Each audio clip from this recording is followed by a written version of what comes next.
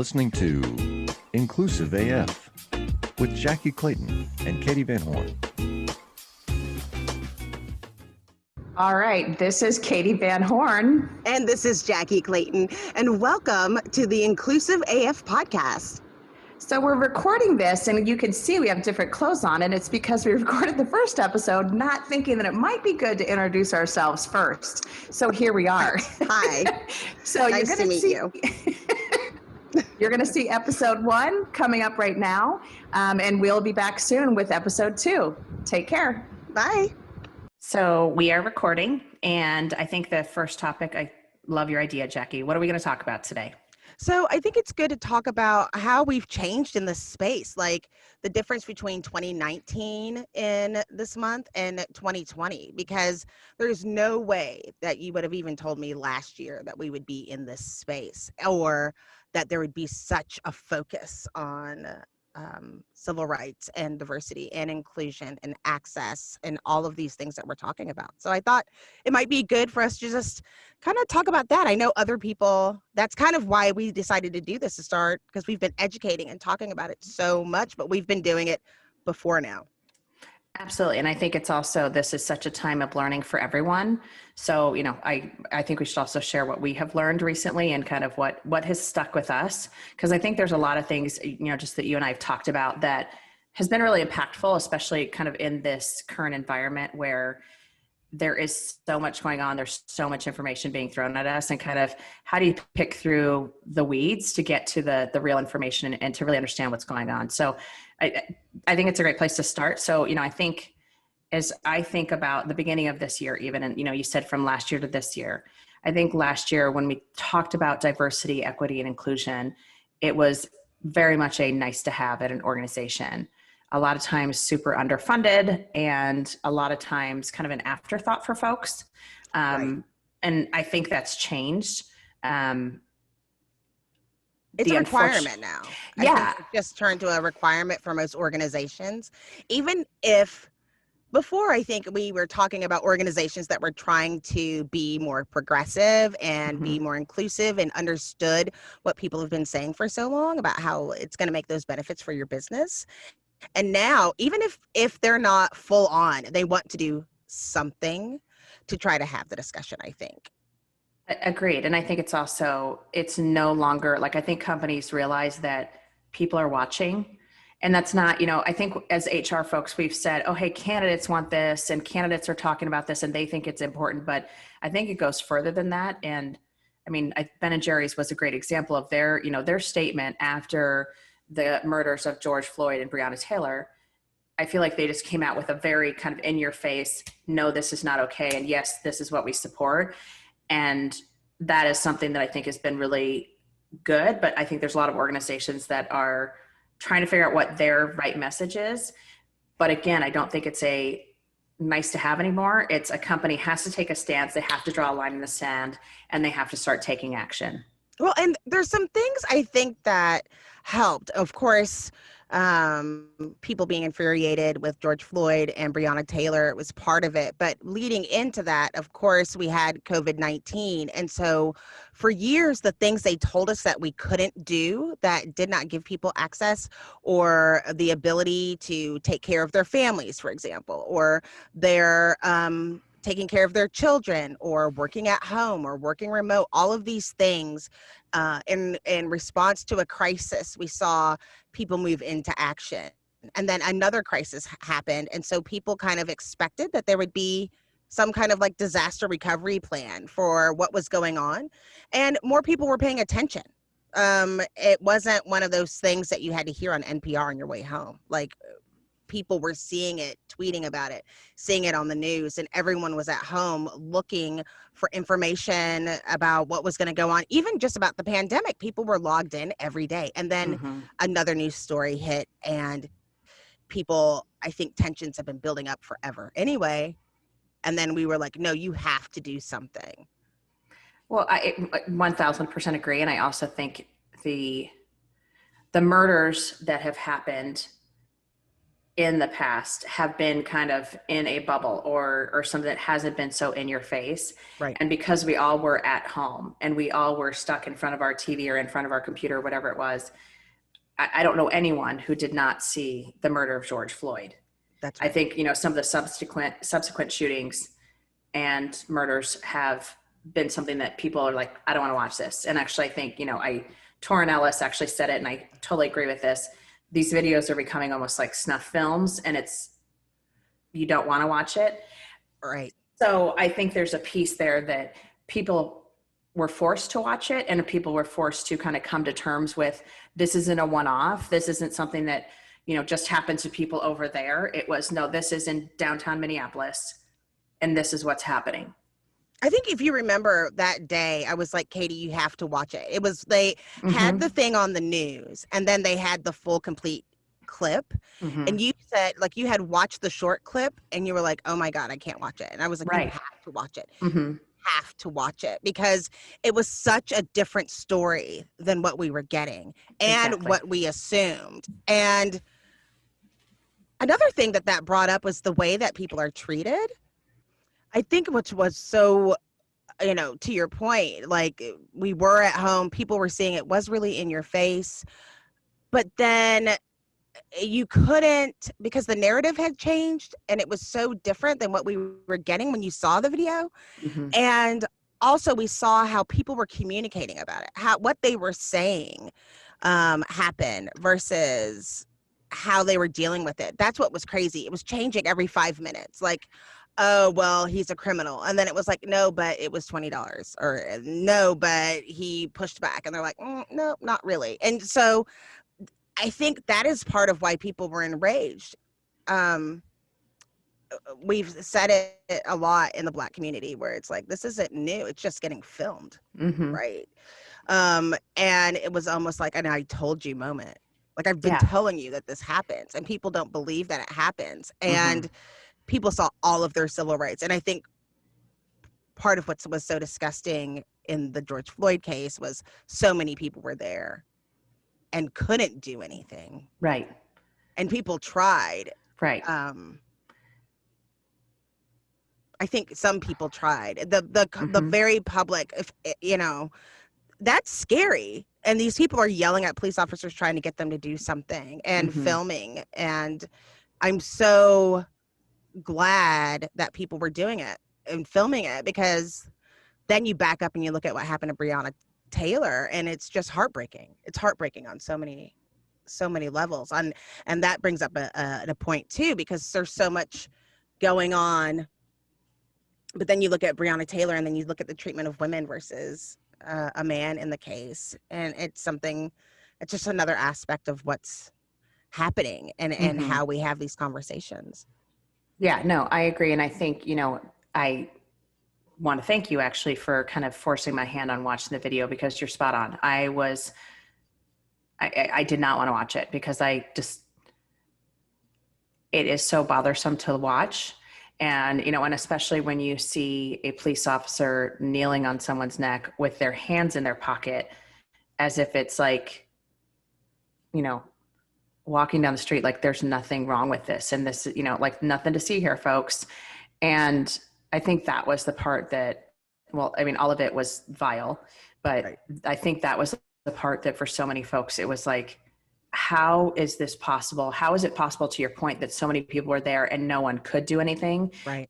How is it possible that so many other police officers were standing there and didn't stop it and didn't, go, hey, yeah, this is not okay. We need to get your knee off of his neck. So I think, there's just so much there too that we can unpack, but I do believe, like, I think because of the in your face of that, and the fact that people were kind of forced, like, you couldn't turn on any media whatsoever and not see the video. You couldn't turn on any media, whether that's Twitter, Facebook, whatever, your TV, whatever it might be. Everyone was watching, everyone was talking about it, everyone was speculating. And to your point, the information was coming so fast and furious, and so much of it was wrong, that it was just so eye-opening, I think, for white people to go, oh yeah, we've heard this. and it's real. And now we're seeing that it's real. And now we're seeing it literally happening in front of our eyes. And then from the Black perspective, it's like going to work and people saying, oh yeah, that really sucks. And not realizing how, I know it rattled people's foundation, but it's like, I didn't feel safe. And it's one of those days where I was like, I need to call in Black. And I always say, you know, there are days where it's like, it's just hard in the struggle. And I just need a break to try to get myself together, because it was hard to talk about normal, you know, talent acquisition when you're like, wait a minute, is this a safe place? Mm-hmm. And it was interesting because the companies that did have something to say about protecting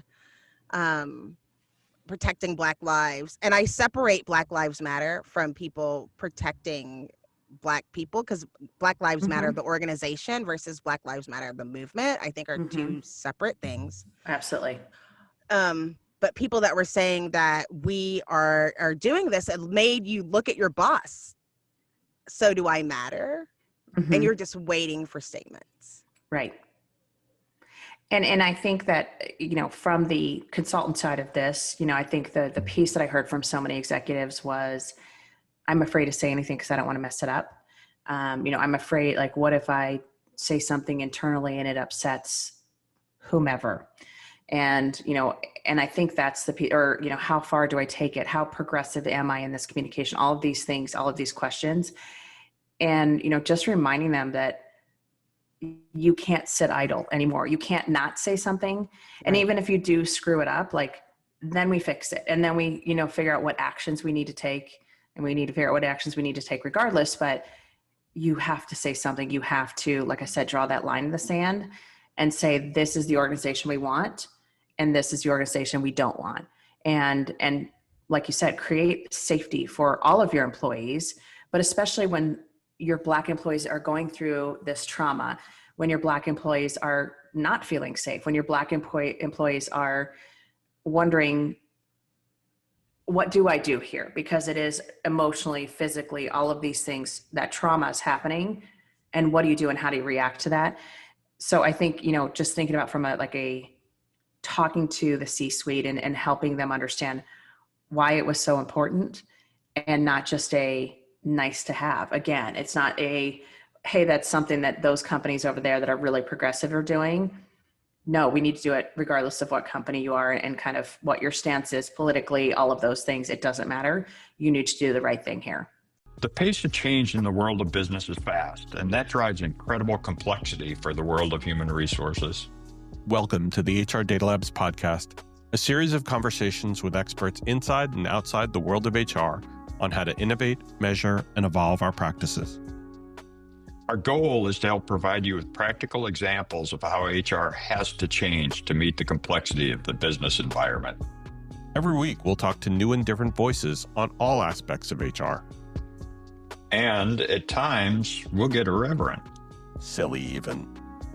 And sometimes geek out on the data and technology that underlie the processes that drive the world of HR. But the conversations are always insightful and fun. So please, enjoy the HR Data Labs podcast. Hey friends, Marnie Robbins here, host of Vibe Makers, a podcast now on the Work Defined Network. Look, we all know workplace culture doesn't come from a slide deck. Gross. It comes from people. So on Vibe Makers, I talk to the folks shaping the experience of work from the inside out. You know, the HR and people ops folk, founders, leaders, and misfits building culture through small bets, big beliefs, and a whole lot of trial and error. No fluff. Well, maybe a little fluff, but mainly just candid talk about what happens when you stop duct taping your culture together. Come check us out. Listen to Vibe Makers wherever you get your podcasts. Well, and here's the thing that I think from a Black-white perspective, like me and you, since people that are listening, we've been friends for a while and care about each other very much. But we talk and about I'm white and you're Black. Oh yeah. Oh yeah. Wait, you might want to know. I'm Black. I'm white. And I'm Jackye, in case you don't know. And I'm Katee. Okay. Oh, that doesn't help. We have K's and E's. Anyway, so I'm Jackye, the Black one. And when we talked about like Get Out, like when we talked about the movie, about how we had different perspectives. And I think when I was talking to some of my white friends that thought it was a tragedy, thought they should be doing something about it, thought this was really, really bad, right? We could all agree on that. But what people didn't realize that as a Black woman with a Black son, we as a Black community had to figure out a way to communicate that to our sons and be worried about our nephews and our fathers and our brothers. And because it's different when you're watching, like, NCIS or something, and you see that this guy is like a drug dealer and they arrest the drug dealer because he was doing drugs, right? It's like, even though they said that this person had a counterfeit $20 bill, what the way that he was treated wasn't warranted by whatever crime that they thought he committed, right? And so you were thinking, this could happen to me if somebody got upset and threw me down and could kill me. Mhm. And that's the thing that it was different, that is fear, like this could happen to me. Whereas people in other communities were like, oh, that's sad, he shouldn't have been doing something. And you were like, wait, no. The fact that somebody could pull me over and just put their knee on my neck and nobody would do anything, including the 3 other people, you were terrified. You were Mhm. terrified. And moving back, we know when that happened. We go backwards to March. We had Breonna Taylor. You go back before that, we had the woman in Fort Worth who was shot in her home by a police officer through the window, who didn't even knock because he saw a gun on the nightstand. And it was like, you can just shoot somebody in their house. And then you have to go back when we were looking at the other case from the police officer who knocked on the wrong home, and you're like, this Mhm. is major stuff. This isn't a mistake, Right. right? This Right. isn't a mistake, as much as they call it. And you notice the difference in the results when somebody was filming versus whether they had body cam or somebody was watching it. Mhm. The difference in the cases, and Absolutely. it was terrified. And then because we were all at home with all of these things going on, all of this buildup, we're already afraid. People are dying. People are getting sick. We don't know what's going on. And then people at work, you're getting these alerts all day. You're getting all these things. And for some people, it's like George Floyd was all they knew. They haven't been tracking all of these other situations. And it was Mhm. just like a breaking point, I think, it wasn't even just the US. You saw people marching and doing things throughout the world in regards to that. But it's even harder when it's hard to deal with these situations at work. You have to be able to protect your employees, and nobody knew what to do. Even with and you were talking about a statement.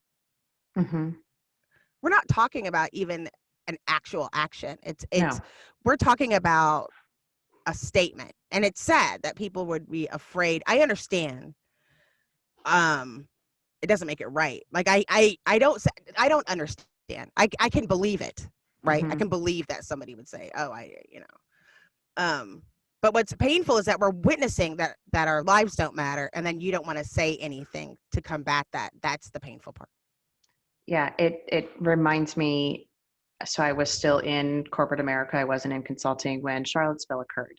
Mm. And the reaction from our employees who were people of color, who just, I remember distinctly one of the women saying, I'm driving into the parking lot and I don't want to get out of my car because people that I trusted at work, I don't know if I can anymore. And Yep. people that I felt comfortable, that I thought were my friends, do they have these similar beliefs that these people who are marching in Charlottesville and running over protesters, and how do you deal with that and how do you think about that? And I just remember, the with tears in her eyes talking about this, and it's a gut punch, and it is I will never have to have a discussion with my child, because I don't have children, but also like because it would be a white child, that this is something they have to think about, and this is something they have to protect themselves and be so cautious about, because there's no rules. It isn't if you behave yourself, if you put your hands on the 10 and 2, if you do this, if you do that, if you listen to everything they say, because even that isn't enough. And I think that's the piece too that so many of my friends have said about their kids is, yeah, we tell them to listen to what the officer's saying. Yes, we tell them to do this, this, and this, and it still doesn't work, and it still isn't enough. And you're still seeing these things happen. And I think that's the part too that, you mentioned this already, like, because it's now on camera, it's now real for people that didn't realize these things were happening before. Right. And they have been happening since the beginning of the US. Right. So I don't know. I think that's one of the pieces that has been in talking to folks and, and trying to understand and trying to learn and unlearn. I think those are some of the things that kind of come to mind. It's just I will never have that experience. But it does come to mind. I think you and I have talked about this before. That show Blackish. Yep. Which Tracy Ellis Ross, I think, is absolutely brilliant. Love. And yeah, absolutely. She's the best. And she is having this conversation after the election. So, this was in 2016 or set in 2016, and talking about the fact, like, I have to have these conversations with my son. And Andre, was talking about, I have to have this conversation with my sons. And then talking to people at work. And, one was a woman. Hey, did you get pulled aside for the talk? And her response was, not that talk, but the talk that we as women get is, don't go running at night. Don't wear headphones when you're running. Don't put your hair in a ponytail. Don't, leave the bar with anyone that you don't know. Always have a person, have one of your girlfriends with you. When you go on dates, let someone know where you're going, all of those things. And then the man that is gay on the show was talking about the fact that, like, yeah, you don't talk about it. You don't let anyone know unless you know for sure that you're going to be safe with them, because all of these things, you can get killed. You can get killed if, and that's the underlying, did you get the talk? And thinking about that and thinking about what that means in every one of those scenarios, it's just scary. And it's scary that that's the world that we're living in right now, and I shouldn't even say right now, that we've been living in. That we live in. Mm-hmm. Yeah. And just how scary that is for parents, for friends, for aunts, for uncles, all of these things. Yeah, it just is, it's brutal. But one thing that I do want to say is that there are some companies that got it right. There are some companies that got it right. One of them that I am excited, that I've spoken with, were the people at Lowe's. They do have a Black male CEO.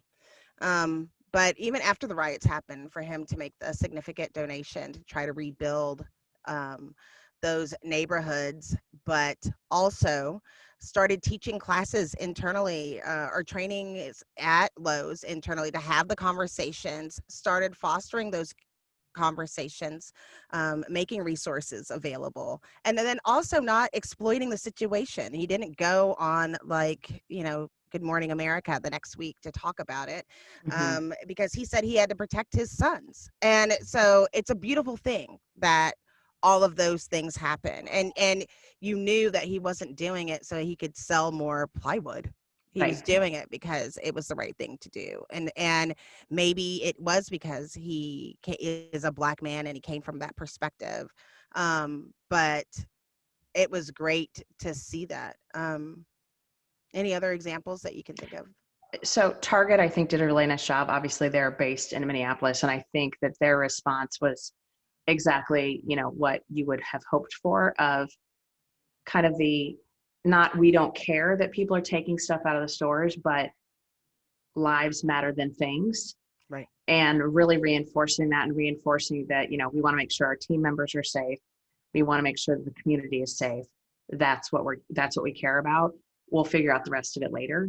And just that focus on people, because I think that's the response from so many folks, kind of from the backlash perspective of, you have people that are peacefully protesting, you have people that are rioting, And, how do you like think through that, and how do you think about how do we do this the right way, and how do we respond to this?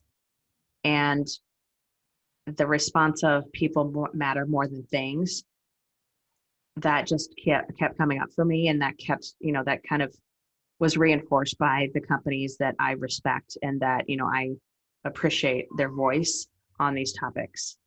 And what's sad is that we know this has been going on. I just hope that people don't become complacent as they have so many times in the past. And I think there are lots of people like us that don't want it. We want to keep bringing it up until we can have justice of talking about it and having these conversations. And for people who are nervous about having the conversations, reach out to a friend and ally about what you were talking about, or a trusted person. You can do some of the research on your own. But with all of the organizations and places that you can go and resources online, nobody's alone, right? Nobody's alone. You don't have to reach out to your only Black friend who's getting inundated by people trying to communicate about that. Like there's a fly at your house. But you can reach out to other organizations and try to do your due diligence. But I think that it's not enough to just do it on Facebook, right? But try to broaden your horizons, and try to have these conversations and begin, being the brave person to start having it internally. But the Black community is not okay. Right. It's just still not okay. Like, I know these things didn't happen yesterday, but still not okay. And trying to heal through this. Agreed. And I think it's also how can we take action? And, to your point, don't call your one Black friend. As a white person, it is on us. We own our own education, our own learning. But I think it's also the amount of resources that have been shared, especially by women of color. And, I am a huge proponent of go follow people on social media that don't look like you, don't have the same beliefs that you do, all of those things, so you can learn. And, there's been so much information that has been shared by just amazing people who are in this space, who are doing this work, who have been doing this work for years, and not just from a corporate, I have the lens of business. I have the lens of doing this work inside organizations, right. But there are so many people who are doing this social justice work as their life work to change the institutions, to change the systems, all of these things, and learning from them and just hearing those voices. And it's not that you're going to agree with everything they say. That's absolutely not the case. But having that different perspective that you don't have. I just had a conversation at lunch today with a friend of mine, and he was talking about someone that he's dating. And he's like, that this guy just he's not very woke, and, and he doesn't know a lot of things. And so I'm trying to explain, like, how do you learn and how do you, figure these different things out? And of course, the whole GTS, Google that stuff, always comes up. But it's also again, it's the following and listening to people that don't look like you. And it's not, hey, Jackye, I'm going to call you on every single situation that happened to a Black person, and you need to tell me, and you need to speak for every Black person in the world. Right. Turns out I haven't met them, by the way. Right. Turns out that's not realistic. No. It's kind of like it's not realistic to have me speak for every white woman in the world. I've tried. I have as well. Yeah. I think I know. I think we both have done that. I feel like I have a good grasp on it. But honestly, like, it is one of those things that you do need to hear from multiple voices, from multiple people, from multiple backgrounds, just to truly understand every topic. And that also crosses the political lines, where, I know a lot of people who have said, I'm not going to listen to these certain voices anymore because I don't agree with their political beliefs. For me, I'm like, no, I want to hear what they have to say. Yeah, I want to know. I mean, it's wrong, but I want to hear it. Passionately wrong. Passionately and willfully ignorant, but that's Redonkulous. It's okay. But we listen. Because I think it helps you understand those things. But you know what's cool? Because there's always a webinar or some podcast or something else going on. And then you see the speaker, and then you go do your research on the people that are talking, which you should do before you start adopting some theory from some person who can be a complete quack. You find out, but then you find out that they're also a parent like you are, or they have a dog like you do, Right. or they like Kendra Scott like you do, or whatever it is. They are from the same town, and you can build some friendships. You and I are very active on social, so we have a lot of friends that we've never met in real life from that Right. period. But I think other people can expand on that to start building networks of people so that you can learn and bring like-minded people, but then stretch yourself to learn something new. There's no excuses. There's so many, and most of them are free these Right. days. There's Exactly. a million of them. And I just think that as you're trying to learn these things, also try to find a friend. Amen. And I think it's also in finding a friend, like you said, hey, half the time you haven't met the person in real life, but you find those common things. And when you actually do get to meet the person in real life, it kind of is magical because you feel like you've known them forever. It's kind of like the whole online dating thing where you're Right. like, oh, I talked to this person for 3 months and then I finally met them in real life and they didn't look anything like their pictures. No, Yeah. I And was kidding. P.S. always ask them how tall they are before you meet them in real life. Right. Because that's Exactly. the weirdest thing. And if they are like posing with like a fish, it's not a good idea, girls. Don't do it. Don't do it. Run away. So here we're also giving dating advice on this Dating podcast. advice. It's working out really well. It's That's totally right. good. Yeah. No fish. Perfect. Okay. Note to self. Perfect.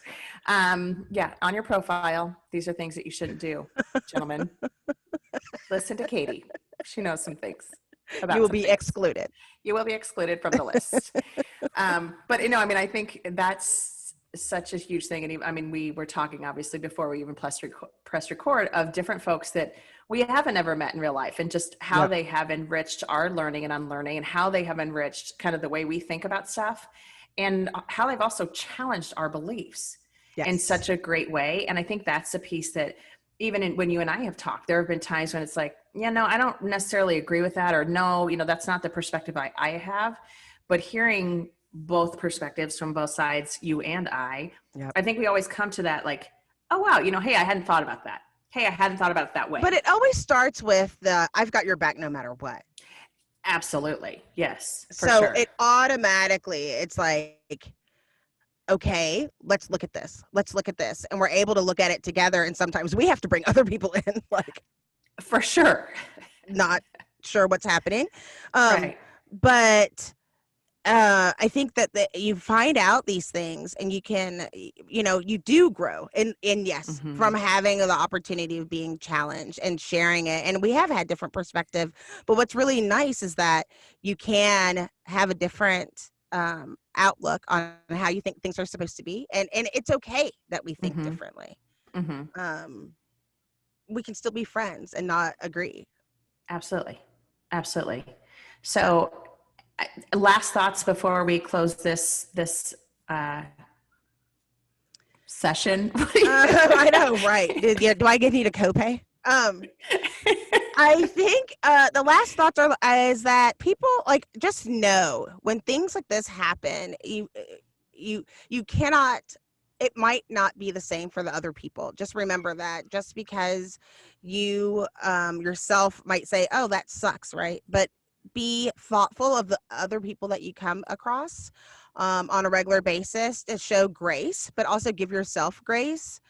Reach out to people, help where you can. But I don't know. I just think that we need to we're going to just keep working on it, but we just can't, we can't let it go. We have to still we don't want to have to work in a place that's uncomfortable for anyone, and just keep that in mind, that people need to be able to bring their whole selves to work, and we might need to bring up and start having uncomfortable conversations. The more we have them, the more comfortable they become. Absolutely. And I would love to explore that more in another podcast, because I think that's something that we definitely need to talk about, is just that, how do you create safety? How do you create those spaces where people can be okay at work? And also recognizing that your experience is not the same as the person sitting next to you in the cube next to you, or, now, especially working from home, the experience is definitely not different. I have 2 cats I have to contend with all day long, and they're constantly screaming at me. And I mean, I And know that you fly. and that fly. I don't know what's happening right now.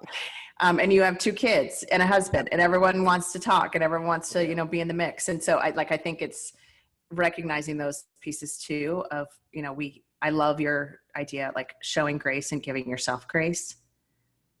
And I think that's it. Like hey, let's close this bad boy out. You know what? You did bring it up. This would be great. I think, our friend Sarah was in Forbes talking about what microaggressions at work look like now that we work remote. That we need to talk about that. Mm-hmm. Absolutely. That was brilliant. So, hey, future episodes, we are starting our list here and, checking it twice. So thank you so much for joining us today. And we will talk to you soon for the next edition of the Inclusive AF podcast. Bye. Bye. You're listening to Inclusive AF with Jackye Clayton and Katee Van Horn.